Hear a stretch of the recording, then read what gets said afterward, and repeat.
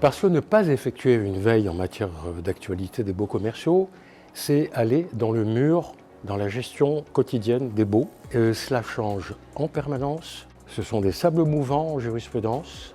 Donc il faut suivre l'actualité de très près pour éviter de faire des bêtises. Quant à la réglementation, je n'en parle pas. C'est une véritable pluie, un torrent de nouveaux textes tous les jours qu'on n'arrive pas à suivre, qu'on n'est pas censé ignorer, mais qu'on n'est pas censé comprendre non plus.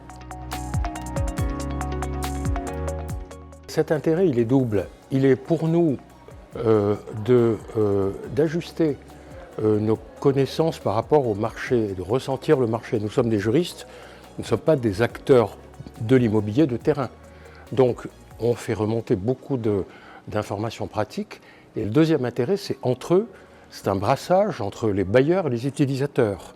On va se retrouver demain dans un atelier où on va pouvoir échanger des expériences, des idées, des suggestions et même des rédactions de baux.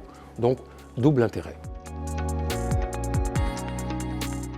Sur le plan des baux eux-mêmes, et je ne parle pas du marché, parce que le marché, lui, il a une tendance très négative. Les valeurs locatives sont en baisse. Il y a beaucoup de déshérence, il y a beaucoup de vacances.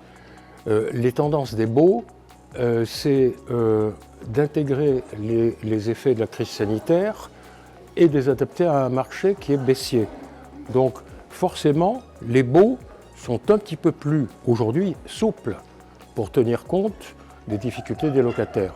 Ils ne le sont pas encore assez, mais on va vers une tendance où les baux seront peut-être un peu plus équilibrés.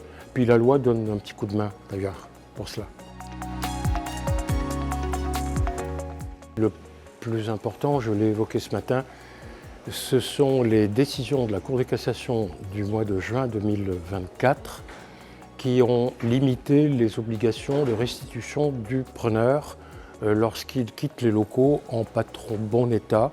La Cour a proposé une nouvelle doctrine, une nouvelle grille de lecture des préjudices et donc a donné un coup de pouce aux preneurs qui quittent les locaux lorsque des circonstances postérieures, comme la revente de locaux, la relocation, font que le bailleur ne subit pas de préjudice. C'est une manière, je dirais, de rééquilibrer un petit peu les choses entre les parties.